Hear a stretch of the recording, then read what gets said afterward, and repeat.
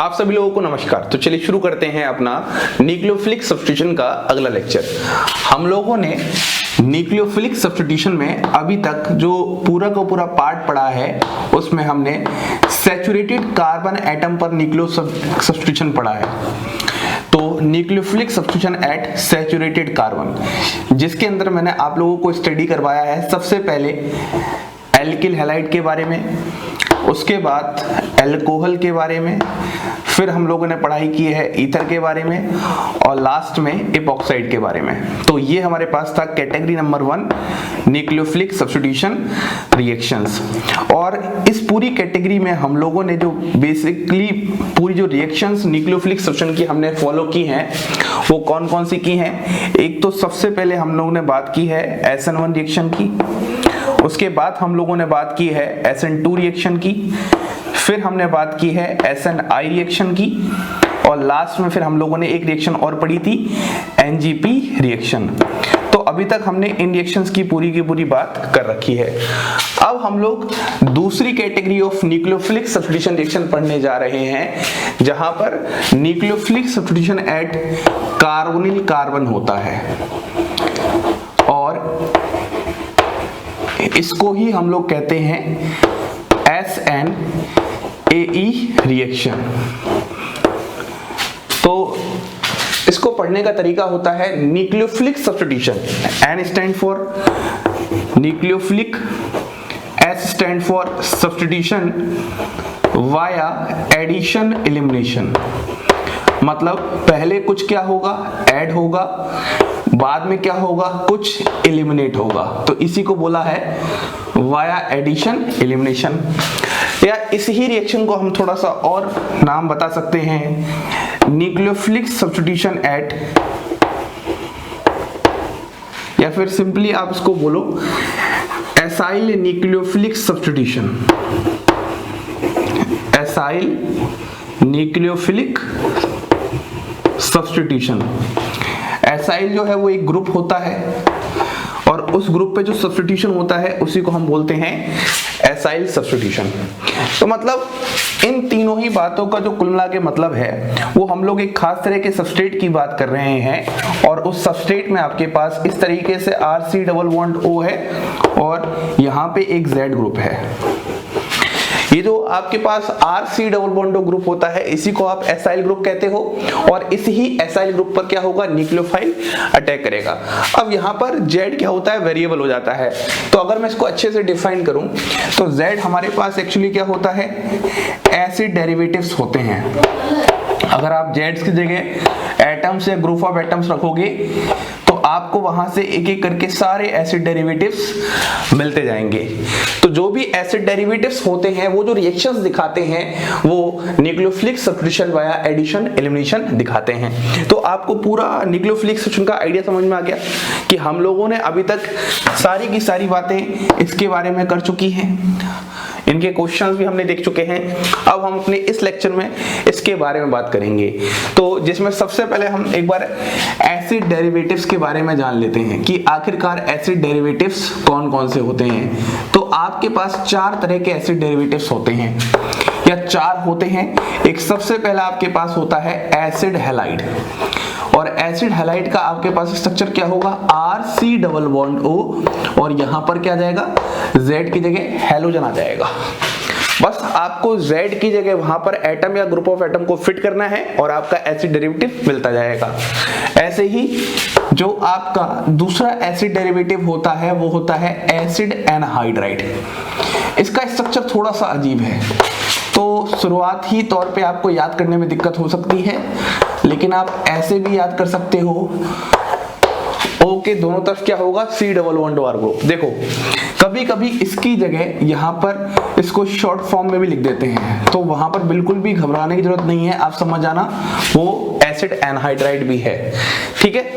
तीसरा जो आपके पास आता है वो होता है एसिड एस्टर और एसिड एस्टर का स्ट्रक्चर होता है RC double bond O R और जो फोर्थ होता है वो होता है एसिड अमाइड।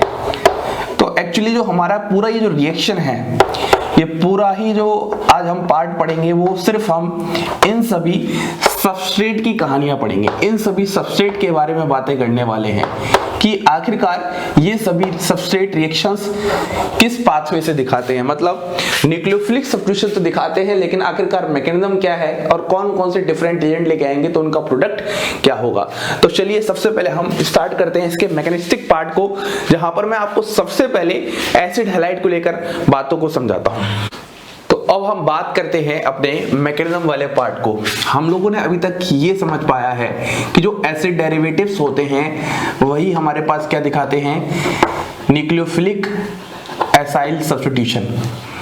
तो हम लोग आज जो रिएक्शन की बात करने जा रहे हैं वो हमारे पास क्या है, न्यूक्लियोफिलिक एसाइल सब्स्टिट्यूशन कहिए या फिर आप SNAE रिएक्शन कहिए, ठीक है। अब मैं आपको सबसे पहले एग्जांपल से समझाता हूं। मान लो आपके पास सबसे पहला एग्जांपल है एसिड हैलाइड का। इस तरीके से आपके पास ये एसिड क्लोराइड है और यहां पर आप रख रहे हो इस तरीके से H2। अब इस रिएक्शन को कंप्लीट करना है और रिएक्शन को कंप्लीट करने के बाद मुझे यहाँ पर इसका मैकेनिज्म समझाना है, ठीक है। तो यहाँ पर H2 है, H2 क्या है, एज अ न्यूक्लियोफाइल वर्क करेगा, तो इसको हम कह देंगे एज अ न्यूक्लियोफाइल। और यहाँ पर आपके पास पॉजिटिव सेंटर है तो यहाँ पर हम कह देंगे इसको इलेक्ट्रोफिलिक सेंटर। और यह एक तरह की हाइड्रोलिसिस रिएक्शन है क्योंकि वाटर यहाँ पर मौजूद है, तो यहाँ पर जो प्रोडक्ट का फॉर्मेशन होता है वो क्या होता है, इस तरीके से आपके पास बन जाता है। अब सवाल ये है कि जब आपने ये रिएक्शन किया तो अब इस रिएक्शन का आपके पास मैकेनिज्म क्या है, आखिरकार ये रिएक्शन किस मैकेनिज्म को फॉलो कर रही है। तो मैकेनिज्म के लिए आपको सबसे पहले न्यूक्लियोफाइल और इलेक्ट्रोफाइल का इंटरेक्शन करवाना है। तो यहाँ पर आपके पास क्या होगा, RCOCl और यहाँ सामने क्या है, H2। अब ध्यान से देखिएगा, यहाँ पर जो ये H2 का लोन पेयर है वो इस इलेक्ट्रोफिलिक सेंटर पर क्या करता है, अटैक करता है। जैसे ही इसका लोन पेयर इलेक्ट्रोफिलिक सेंटर पर अटैक करेगा कार्बन के 5 बॉन्ड होंगे, लेकिन ऐसा कभी पॉसिबल होता ही नहीं है। तो यहाँ पर ये बॉन्ड इस तरीके से शिफ्ट हो जाएगी। तो आपके पास यहाँ पर क्या हो जाएगा, RC, यहाँ O-, यहाँ पर OH, यहाँ पर H और यहाँ प्लस। अब जो मैं आपको स्टेप समझाने जा रहा हूँ यही स्टेप बहुत इंपॉर्टेंट है, लेकिन उससे पहले यहाँ पर जो आपके पास ये था, ये स्टेप एक हुआ। उसके बाद अगला जो स्टेप यहाँ पर आएगा, इसमें O- वापस आया और O- वापस आकर यहाँ से लीविंग ग्रुप बाहर निकला। O- वापस आने का कारण क्या है, क्योंकि कार्बन डबल बॉन्ड ऑक्सीजन ज्यादा ही स्ट्रांग भी होती है और वहां पर इंटरनली आपके पास क्या है, मॉलिक्यूल में लीविंग ग्रुप भी मौजूद है। तो जिसकी वजह से आपके पास यहाँ पर क्या हो जाएगा, RC डबल बॉन्ड O। अब देखो ये वाला सिस्टम आपको कुछ ऐसा दिख रहा है, यहाँ पर O+H, लेकिन ये आपको यहाँ पर ऐसा दिखेगा ही नहीं, क्योंकि जैसे ही यहाँ से जो Cl- निकला है वो Cl- इस H+ को ले जाएगा और ये इलेक्ट्रॉन्स यहाँ शिफ्ट हो जाएंगे, क्योंकि ऑक्सीजन क्या है, इलेक्ट्रोनेगेटिव एटम है और उसके ऊपर पॉजिटिव चार्ज कभी स्टेबल होता ही नहीं है। तो फाइनली आपके पास एक तो कार्बोक्सिलिक एसिड का फॉर्मेशन होगा और साथ में HCl बन जाएगा।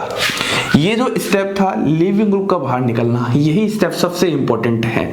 यहाँ पर आपको लीविंग ग्रुप की लीवेबिलिटी पर ध्यान देना है। जितना ज्यादा अच्छा आपके पास लीविंग ग्रुप होगा उतना ही अच्छी उसकी लीवेबिलिटी होगी और उतना ही ज्यादा वहां पर आपके पास रेट ऑफ रिएक्शन होगी। क्या बात समझ में आ रही एकदम अच्छे से? इस वाले पॉइंट को आपको बहुत ध्यान से समझना है।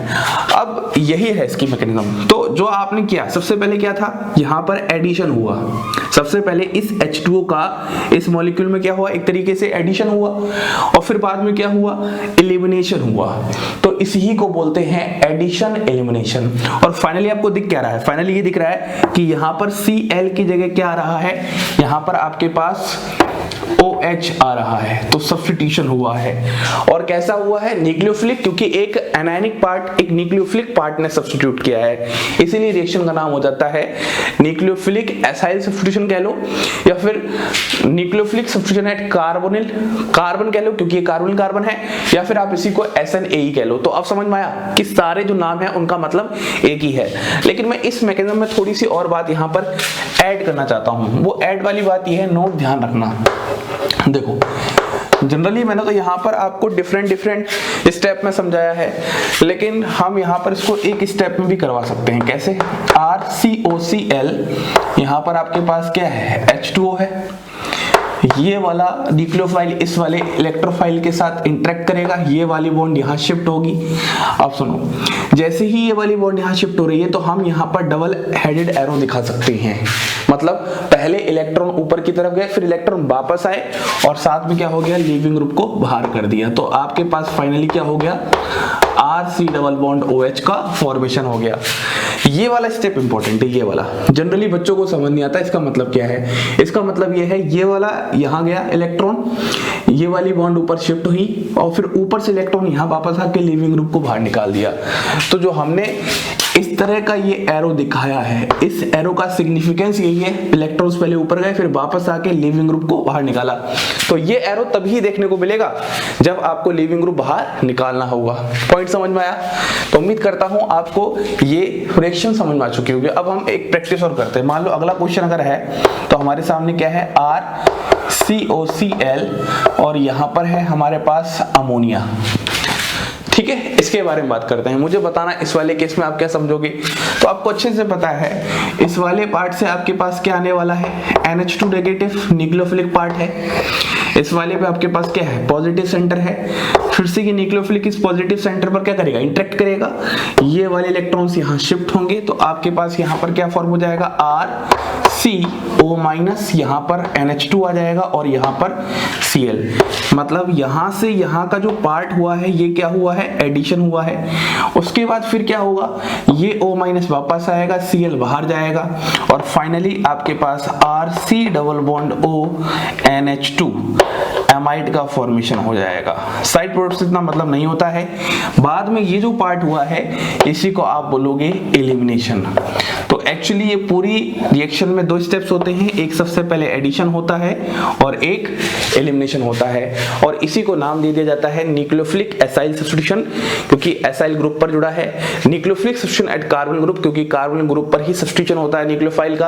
और तीसरा nucleophilic substitution by addition elimination, क्योंकि एडिशन और एलिमिनेशन होकर ही यहाँ पर रिएक्शन होती है। क्या बात समझ में आ रही है सारी की सारी? तो अब हम क्या करते हैं, हम लोगों ने सबसे पहले ये सीखा होगा कहाँ, फिर हमने सीखा कैसे होता है। अब हम ये देखते हैं कि जो हमारे पास डिफरेंट एसिड डेरिवेटिव्स हैं उनमें से किसका रेट सबसे ज्यादा है और किसका रेट सबसे कम है। तो अब हम बात करते हैं अपने एक बहुत ही इंपॉर्टेंट पार्ट में जिसमें हम लोग पढ़ेंगे आखिरकार एसिड डेरिवेटिव्स की हमारे पास रिएक्टिविटी क्या होती है। देखो, एसिड डेरिवेटिव्स की रिएक्टिविटी समझाने के लिए मैं यहाँ पर क्या लेता हूँ, जनरल रिएक्शन लेता हूँ और उस जनरल रिएक्शन में ये समझाऊंगा कि आखिरकार किस बात पर आपके पास रिएक्टिविटी डिपेंड करती है। ध्यान से सुनिएगा, RC डबल बॉन्ड O और यहाँ पर क्या है, Z है और सामने क्या आ जाएगा आपके पास, न्यूक्लियोफाइल आ जाएगा और यहाँ पर फाइनली क्या होता था, RC डबल बॉन्ड O, यहाँ पर NU आ जाएगा और Z माइनस बाहर निकल जाएगा। मतलब न्यूक्लियोफाइल को तो आप ऐड कर रहे हो और यहाँ पर ये लीविंग ग्रुप लीव कर रहा है। तो जो आपके पास रिएक्टिविटी होती है वो रिएक्टिविटी डिपेंड करती है ऑन लीविंग ग्रुप। ये बात सबसे इंपॉर्टेंट है, रिएक्टिविटी डिपेंड अपॉन या ऑन लीविंग ग्रुप। जितना अच्छा आपके पास लीविंग ग्रुप होगा उतना ही अच्छा उसकी लीवेबिलिटी होगी और उतना ही फास्ट वहां पर रेट ऑफ रिएक्शन होगा।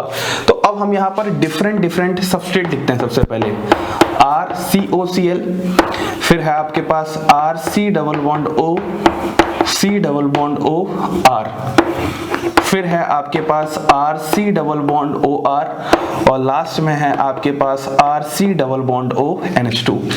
ये आपके पास चारों एसिड डेरिवेटिव्स हैं। अब चारों ही एसिड डेरिवेटिव्स में आपको रेट ऑफ रिएक्शन बताना है। ये फर्स्ट है, ये सेकंड है, ये थर्ड है और ये लास्ट में फोर्थ है। तो अगर आप इसका न्यूक्लियोफिलिक एसाइल सब्स्टिट्यूशन के प्रति रेट बताने वाले हो तो सबसे पहले आपको यहाँ पर लीविंग ग्रुप की स्टेबिलिटी चेक करनी है। यहाँ पर Cl लीविंग ग्रुप है, यहाँ पर OC double bond OR leaving group है, यहाँ पर OR लीविंग ग्रुप है और यहाँ पर NH2 लीविंग ग्रुप है। इतनी बात समझ में आ रही है? तो एक बार हम सभी लीविंग ग्रुप को बाहर निकाल कर इनकी स्टेबिलिटी चेक करते हैं। देखो, अगर हम बात करते हैं हमारे पास क्या है, Cl माइनस है, यहाँ पर हमारे पास लिविंग ग्रुप क्या है, या फिर ऐसे सीधे लिखते हैं O minus C double bond OR है, यहाँ पर लिविंग ग्रुप क्या है, माइनस OR है और लास्ट में हमारे पास यहाँ पर लिविंग ग्रुप क्या है, माइनस NH2 है। तो सबसे पहले नोट में आपको एक बात पता होनी चाहिए। नोट में बात सिंपल ये होती है कि जो लीविंग ग्रुप होते हैं वही लीविंग ग्रुप ज्यादा स्टेबल होते हैं जिनके ऊपर नेगेटिव चार्ज क्या होता है, ज्यादा स्टेबल। लीविंग ग्रुप वही बहुत अच्छा होता है जिनके ऊपर नेगेटिव चार्ज क्या होता है, ज्यादा स्टेबल होता है। तो इन सभी स्पीशीज में जो नेगेटिव चार्ज है वो यहाँ पर किसके ऊपर है, Cl के ऊपर है, यहाँ पर ऑक्सीजन के ऊपर है, यहाँ पर भी ऑक्सीजन के ऊपर है और यहाँ पर नाइट्रोजन का ऊपर है। अगर मैं इन सब में बात करता हूँ तो यहाँ पर जो Cl है इस वाले फैक्टर में आपके पास साइज डोमिनेट कर जाएगा और इन वाले फैक्टर में यहाँ पर साइज डोमिनेट नहीं करने वाला। क्यों नहीं करने वाला? क्योंकि ये सेम पीरियड के हैं और ये ग्रुप का है, तो ग्रुप के एलिमेंट का साइज बड़ा होता है, तो साइज बड़ा होने की वजह से यहाँ पर इसकी स्टेबिलिटी सबसे ज्यादा हो जाएगी। मतलब अगर मैं चारों ही लिविंग ग्रुप की लिवेबिलिटी की बात करता हूँ, सबसे अच्छा लिविंग ग्रुप कौन सा है, तो हम बोलेंगे Cl माइनस सबसे अच्छा लिविंग ग्रुप है क्योंकि इसका साइज बहुत बड़ा है। साइज बड़ा होने की वजह से यहाँ पर नेगेटिव चार्ज ज्यादा स्टेबल होगा और हम बोल देंगे ये नंबर 1 पर हो गया। अब बाकी करते हैं इन तीनों की बात। यहाँ पर ऑक्सीजन है, यहाँ पर नाइट्रोजन है। अब यहाँ पर हम लोग साइज फैक्टर नहीं लगाएंगे, यहाँ पर जो हम फैक्टर लगाएंगे वो इलेक्ट्रोनेगेटिविटी फैक्टर लगाएंगे। आपको अच्छे से पता होना चाहिए इस बात को कि जब भी आप नेगेटिव चार्ज की स्टेबिलिटी चेक करते हो तो जो ग्रुप होता है उस ग्रुप के लिए जो मेजर फैक्टर होता है वो साइज होता है और जो पीरियड होता है उसके लिए जो मेजर फैक्टर होता है वो इलेक्ट्रोनेगेटिविटी होता है। क्योंकि ग्रुप में इलेक्ट्रोनेगेटिविटी का वेरिएशन इतना ज्यादा नहीं होता, वहीं पर पीरियड में साइज का वेरिएशन इतना ज्यादा नहीं होता, तो इसी वजह से ये फैक्टर को याद रखना है। और सबसे पहले ये वाला फैक्टर नंबर 1 आ गया क्योंकि हमेशा साइज ज्यादा डोमिनेट करती है। अगर आपको याद हो तो मैंने बताया था OH माइनस एक पुअर लिविंग ग्रुप है, उसका पुअर लिविंग ग्रुप ये होता है क्योंकि उसकी साइज छोटी होती है। हम कंपेरिजन ही करते हैं ग्रुप वाले में, ऑलमोस्ट उस वाले केस में, तभी वो दिक्कतें आती थी। तो अब अगर इलेक्ट्रोनेगेटिविटी देखते हैं तो सबसे ज्यादा इलेक्ट्रोनेगेटिविटी ऑक्सीजन और फिर लास्ट में इसकी, तो हम बोलेंगे नंबर 4 पर हमारे पास ये आ जाएगा। ये सबसे कम लिविंग ग्रुप की लिवेबिलिटी रखेगा। उसके बाद इन दोनों में देखो, यहाँ पर दोनों पर ऑक्सीजन पर तो है लेकिन यहाँ पर ये ऑक्सीजन फर्दर किस में जा रहा है, रेजोनेंस में जा रहा है, मतलब और ज्यादा स्टेबलाइज हो रहा है। तो ये हमारे पास क्या जाएगा, नंबर 2 और ये हमारे पास क्या जाएगा, नंबर 3। तो ये आपके पास ऑर्डर होता है लिविंग ग्रुप की लिवेबिलिटी का। तो यहीं से आपको समझ में आ जाना चाहिए कि आखिरकार रेट ऑफ रिएक्शन आपका क्या होने वाला है। तो यदि मैं बात करता हूं, सबसे पहले हमारे पास क्या है, एसिड हैलाइड है, फिर हमारे पास क्या है, एसिड एनहाइड्राइड है, फिर हमारे पास क्या है, एसिड एस्टर है और लास्ट में हमारे पास क्या है, एसिड अमाइड है। तो हम बोलेंगे जब हम ऊपर से नीचे की तरफ जाएंगे तो सबस्ट्रेट में हमारे पास जो रेट ऑफ रिएक्शन होता है SNAE का, वो वहां पर क्या होगा, डिक्रीज होगा। अब इस बात से हम लोग बहुत सारी बातें निकाल सकते हैं। सिंपल सी बात ये होगी, जब आप कोई न्यूक्लियोफाइल लेके आओगे इसके सामने तो यहाँ पर आपके पास थोड़ा सा मॉडरेट या वीक न्यूक्लियोफाइल वर्क कर जाएगा, लेकिन वही अगर न्यूक्लियोफाइल आप यहाँ पर लेके आओगे तो वर्क नहीं करेगा क्योंकि ये तो इंटरेस्ट ही नहीं दिखाते। यहाँ पर चार्ज न्यूक्लियोफाइल चाहिए, अगर रिएक्शन आपको करवाना ही है तो ये बहुत सारी चीजें हैं जो आपके डिफरेंट ऑब्जर्वेशंस के ऊपर डिपेंड होंगी। एक बात और समझते हैं कि हम लोग हमेशा इससे ये तो प्रिपेयर कर लेंगे लेकिन इससे ये प्रिपेयर नहीं कर पाएंगे। इस बात को कैसे समझेंगे, मतलब जिसकी रिएक्टिविटी ज्यादा होती है वो कम रिएक्टिव को बना सकता है, लेकिन जिसकी रिएक्टिविटी कम होती है वो ज्यादा रिएक्टिव को नहीं बना सकता। रीजन क्या है, देखो समझना, बहुत ध्यान समझना। अगर मैं रिएक्शन की बात करता हूं, रिएक्शन ये है RCOCl और मैं यहां पर क्या बनाता हूं, NH3 बनाता हूं। पॉइंट समझ में आया? तो यहां से क्या बन जाएगा आपके पास, यही बन जाएगा RC डबल बॉन्ड ONH2। लेकिन अगर मैं यहां पर एमाइड लेता हूं RC डबल बॉन्ड ONH2 और यहां पर मैं Cl माइनस लेता हूं तो यहां पर ये रिएक्शन नहीं होने वाली। रीजन ये है क्योंकि आप यहाँ पर जो निकलने वाला लिविंग ग्रुप है वो कैसा है, वीक है, अच्छा नहीं है, खराब है, और सामने से जो न्यूक्लियोफाइल है वो भी कैसा है, वीक है। तो मतलब एक सब्स्टिट्यूशन रिएक्शन होने के लिए दोनों ही फैक्टर इंपॉर्टेंट होते हैं, एक तो न्यूक्लियोफाइल और दूसरा लिविंग ग्रुप। तो उम्मीद करता हूं आपको ये सारी बातें अच्छे से समझ में आ चुकी होंगी। सबसे पहले हमने रिएक्शन का मतलब समझा, एसिड डेरिवेटिव्स में होती है, फिर हमने एसिड हैलाइड का एग्जांपल समझा और फिर हमने डिफरेंट एसिड हैलाइड्स को कंपेयर किया उनकी रिएक्टिविटी ऑर्डर में। में, जिसमें सबसे ज्यादा रिएक्टिव होते हैं एसिड हैलाइड, फिर होते हैं एसिड एनहाइड्राइड, फिर होते हैं एसिड एस्टर और लास्ट में होते हैं एसिड अमाइड। और इस बात को आप हमेशा याद रखिएगा कि एक ज्यादा रिएक्टिव वाला एसिड डेरिवेटिव कम रिएक्टिव को तो बना देगा, लेकिन कम रिएक्टिव एसिड डेरिवेटिव ज्यादा रिएक्टिव को नहीं बना पाएगा। ये दिक्कतें हैं जो आपके साथ होंगी रिएक्शंस के टाइम में। आपको लग रहा हो सर क्या बेसिक टॉपिक पढ़ा रहे हो, अरे यही वो टॉपिक है जो आपको जब डिफरेंट कनेक्टिविटी ऑफ रीजेंट्स के साथ आएगा बड़ा अजीब लगने वाला है। तो जब आप इसके बाद कोई भी क्वेश्चंस करोगे इनसे रिलेटेड, एसिड डेरिवेटिव्स रिलेटेड, बहुत इजी लगने वाले हैं। अब हम कुछ क्वेश्चंस की तरफ बढ़ते हैं। तो अब हम कुछ एग्जांपल्स देख लेते हैं अपनी चीजों में और थोड़ी सी क्लैरिटी लाने के लिए। देखो एग्जांपल में सबसे पहले ये हमारे पास डिफरेंट सबस्ट्रेट हैं और यहाँ पर हमारे पास क्या है, वाटर है। तो सिंपल सी बात है, यहाँ पर जब भी वाटर होता है तो इस रिएक्शन को हम कहते हैं हाइड्रोलिसिस रिएक्शन। अब इंपॉर्टेंट बात क्या है, इस बात को मैं भी थोड़ा समझाता हूं, उससे पहले आप हाइड्रोलिसिस रिएक्शन के बारे में समझो। जब वाटर खुद itself act as a nucleophile करता है, उसी रिएक्शन को बोलते हैं हाइड्रोलिसिस। अगर वाटर की जगह कोई दूसरा सॉल्वेंट होता तो उस रिएक्शन को बोलते हैं हम लोग सॉल्वोलिसिस। यहां से बेसिकली आपके पास कौन सा आएगा, न्यूक्लियोफिलिक पार्ट OH- आएगा और वो OH- क्या करेगा, यहां पर इस तरीके से अटैक करेगा। तो यहां पर क्या बन जाएगा आपके पास, अभी हमने डिस्कस किया था RC double bond O OH, यहां पर भी क्या बन जाएगा आपके पास RC double bond O OH। Product सबके सेम ही बनेंगे, कार्बोक्सिलिक एसिड का ही फॉर्मेशन होगा। लेकिन अगर हम इन दोनों में बात करते हैं तो हम लोगों ने बात की थी कि इन दोनों की रिएक्टिविटी थोड़ी सी कम होती है। तो इस वाले केस में जो आपके पास वाटर होता है, सिर्फ अकेला वाटर ही यूज नहीं करते हैं। यहाँ पर वाटर को दो मीडियम में यूज करते हैं, या तो H+ एसिडिक मीडियम में, या फिर आपके वाटर को यूज करते हैं OH- बेसिक मीडियम में। इसको हम लोग बोलते हैं एसिडिक हाइड्रोलिसिस। इसको हम लोग बोलते हैं एसिडिक हाइड्रोलिसिस। इसका मैकेनिज्म अलग होता है और इसको हम लोग बोलते हैं बेसिक हाइड्रोलिसिस। देखो अगर आप केमिस्ट्री में थोड़ी सी अच्छी नॉलेज रखते हो तो इस बात को आप समझ रहे हो जो मैं समझाना चाहता हूं, कि यदि आप सिर्फ न्यूट्रल मॉलिक्यूल लोगे तो वह एक वीक न्यूक्लियोफाइल होता है। तो वीक न्यूक्लियोफाइल इस वाले केसेस में तो रिएक्शन कर पा रहा है क्योंकि यहाँ पर लिविंग ग्रुप ही बहुत अच्छे हैं, इनकी रिएक्टिविटी ही बहुत ज्यादा है। लेकिन इस वाले केस में नहीं कर पा रहा है क्योंकि इनके लिविंग ग्रुप इतने अच्छे नहीं है, यहाँ पर इतनी अच्छी रिएक्टिविटी इनकी नहीं है, जिस वजह से हमने यहाँ पर दो मीडियम में लिया, एक तो एसिडिक मीडियम में लिया, एक बेसिक मीडियम में लिया। अब इन दोनों के रिएक्शन का मैकेनिज्म का काम करने का तरीका अलग अलग है। यहाँ पर जो H+ है वो सबसे पहले इनके कार्बोनिल ऑक्सीजन के साथ क्या करता है, जुड़ जाता है। तो इलेक्ट्रोफिलिसिटी ऑफ दिस कार्बन क्या करता है, इंक्रीज कर देता है, जिसकी वजह से वाटर आसानी से अटैक कर सकता है। पॉइंट समझ में आ रहा है। ऐसे ही यहाँ पर आपके पास तो ये चार्ज OH- है, ये तो आसानी से अटैक कर देगा, तो ये वाली कहानी है। लेकिन यहाँ पर प्रोडक्ट में कोई चीज नहीं आता, प्रोडक्ट आपके पास एकदम एज इट इज वैसा ही होता है जो आपके पास ऊपर वाले दो केसेस में था।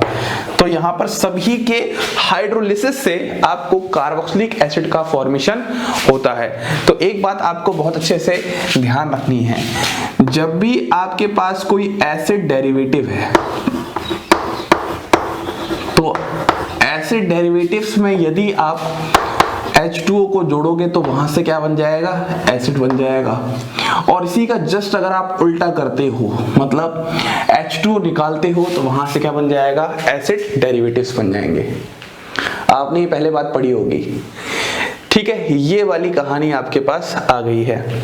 अब हम बात करते हैं यहाँ पर डिफरेंट सबस्ट्रेट की। यहाँ पर आपके पास क्या है, Cl है, यहाँ पर OC डबल बॉन्ड OR है, यहाँ पर OR है, और सामने आपके पास न्यूक्लियोफाइल क्या है, NH2-। तो हम लोगों ने बात की थी कि कोई जो ज्यादा रिएक्टिव आपके पास फंक्शनल ग्रुप है या एसिड डेरिवेटिव है वो कम रिएक्टिव को क्या कर सकता है, रिएक्शन कर सकता है। तो यहाँ पर कहानी ऐसे ही है, आपके पास तीनों ही केसेस में क्या फॉर्मेशन होगा, RC double bond NH2, RC double bond NH2, और इस वाले केस में भी क्या होगा, RC डबल बॉन्ड NH2।